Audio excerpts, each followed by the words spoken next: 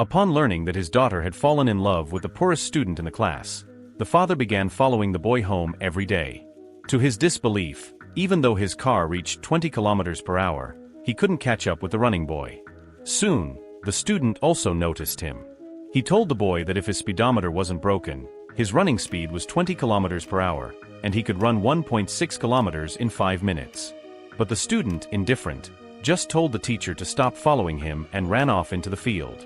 What he didn't know was that his running speed would not only change his own destiny of poverty, but also make this humble rural teacher prosper. White, a former high school American football coach from a big city, was interrupted by a carefree player while giving a speech to the team. Enraged, he threw a shoe at the player's face.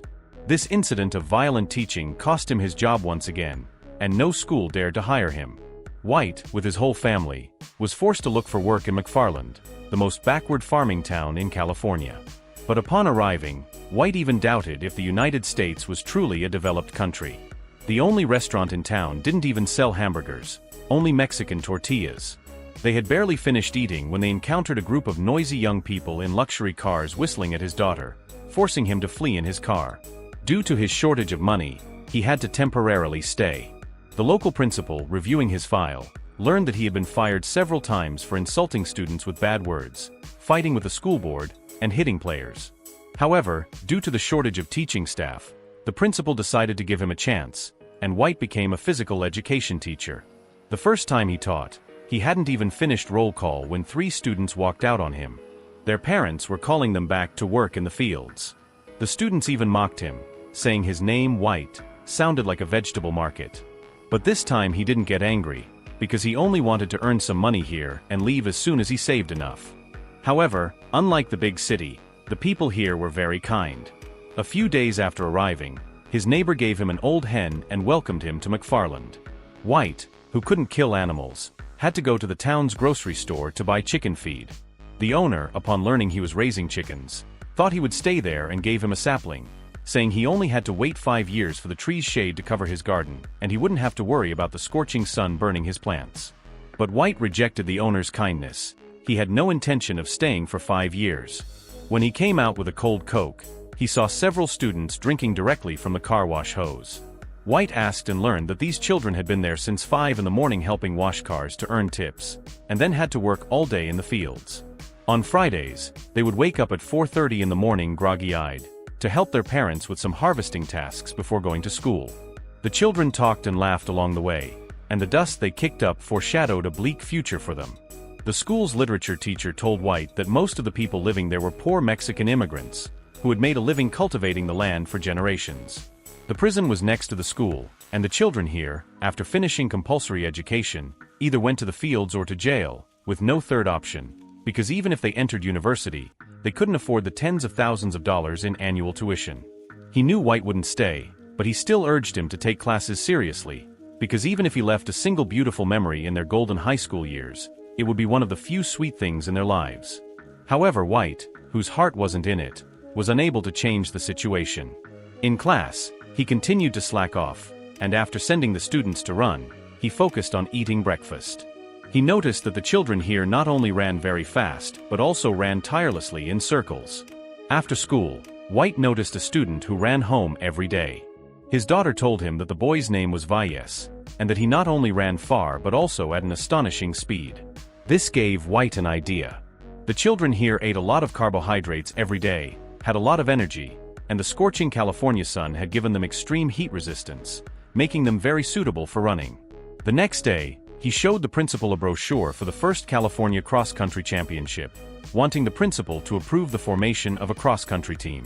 But the principal told him that was something elite schools did, and that they had neither funds nor a cross-country coach, so they couldn't afford it. But White, after reviewing the long-distance running results of students from previous years, discovered that Valles could consistently rank in the top 10 in California, and that the state public education system had added funds for 6 sports a few years ago, including cross-country. Since they could get money, the principal had nothing more to say and allowed White to go ahead.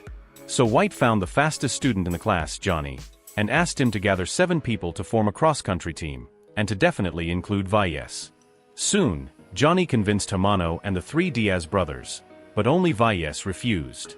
When they were 2 people short, White saw Jose, one of the top 3 in the class, being scolded by the football coach for stealing coins from a vending machine. So White approached to help him, saying his own coins were stuck and asking Jose to help him get them out, and also invited him to a drink, thus recruiting the 6th member. Valles also got into a fight with a classmate because someone insulted his sister. With the principal's help, this small cross-country team finally had its star players. Hamana was annoyed to see chubby Danny, feeling he would be a burden to the team. But the coach said Danny was the core of the team, because only with him would his 2 brothers stay. Passing by the grocery store during practice, the owner saw this group of disheveled kids running with the teacher and couldn't help but sigh. Seeing White collapse exhausted at the entrance, the owner offered him a Coke and thanked him for the changes he had brought to the place. The team members trained very seriously, and although Fat Danny lagged far behind, he didn't give up halfway and kept running. However, while drinking water, White noticed that all these kids' shoes were torn, and those were already their best shoes. Time quickly passed from stifling heat to the invitation to Palo Alto in October. White paid out of his own pocket to buy team uniforms and discounted running shoes for the members. They said they were ugly, but they quickly put them on. The rules of cross-country are simple. First place gets 1 point, second 2, and so on. Only the points of the first 5 from a team are counted, and the sum of the lowest scores wins. Upon seeing the MacFarland students, the other teams began to hurl insults. The team members, belittled, didn't retaliate but silently held back, waiting to let loose on the track. Because they couldn't run as fast on flat ground, 2 members from different schools deliberately sabotaged them, joining forces to leave Valles behind. However, seeing Valles's robust physique, it was known that no one here could stop him. But going uphill, Valles, who had been leading, was instantly overtaken. After the entire team finished running, they were in last place, and their final score was also last. Danny still lagged far behind, but the coach didn't blame the team members as before, but took full responsibility for the defeat. He said it was because he hadn't inspected the course beforehand and didn't know there was a mountain behind it, and he encouraged the team members not to give up, that their future was much further. But returning home, White was still a bit upset. With those results, there was no way he could go back to working in the big city. However, his wife didn't care how high her husband's income was. She only hoped he would spend more time with his family, and reminded him not to forget to buy a birthday cake for his daughter the next day. To avoid repeating mistakes, the coach began a hellish training. Since there were no mountains in the area, he found a crop storage place and used the nutrient-rich fodder piles as a practice track, making the players go up and down again and again. Such intense training was, of course, very difficult, but even harder was being overtaken at the last moment before the finish line, or realizing after losing that you hadn't given it your all. They had to train until they saw a hill and rejoiced, and the steeper it was, the more excited they became. When the coach gave the order to run another lap, Valles hesitated a little. The coach told them to rest after running, but Valles didn't stop. He didn't know the meaning of doing that. Valles's gasp on the ground after falling was a release of despair, and a roar against the injustice of fate. The small hill in front of him was like a series of difficult obstacles, and only by climbing the mountain could he appreciate the view of all the other mountains below. However, at that moment, he was lost in the dense forest at the foot of the mountain. The difficulties of reality, the layers of branches and leaves, covered the light of the sky, preventing him from seeing the way forward. A collapsed Valles decided to give up. Returning home at night, White realized he had forgotten to buy a birthday cake for his daughter, which made her so angry she wouldn't eat or drink or speak to him. White had to drive to the city center at midnight to buy a cake. But while driving, he saw a person sitting by the bridge, and as he got closer, he realized it was Valles. He had bruises on his face and an expression of pain. Misfortune had not spared this child. His younger sister, still very young, unexpectedly became pregnant, and the family burden grew heavier. His father, who earned a living from odd jobs to support the family, upon hearing about it, broke the wall of anger. Valles intervened to stop him, and that's how he was accidentally injured. Because his father was the only laborer in the house, if his hand got hurt, the whole family would starve. Only then did White understand how difficult it was for the students here. To get the agitated Valles down from the railing, White had to tell him the embarrassment of having forgotten his daughter's birthday to make him lower his guard. He told him that jumping from that height would not only not kill him but would break his legs, preventing him from running in the future and making him a burden to his family. Taking advantage of his distraction, he grabbed him and pulled him down. From that day on, White dedicated himself to thoroughly studying runner training and taking the cross-country team's coaching seriously. Because running was the only opportunity these children had to control their own destiny. He began to look for different terrains for training, and every day he rode his daughter's child's bicycle to follow and guide the athletes. After a period of training, they had a match against another school. There were only 2 teams, but the opponent was very highly ranked. It was an elite team preparing to train with MacFarland and stayed in the lead the whole way. The opposing team's coach also mocked White.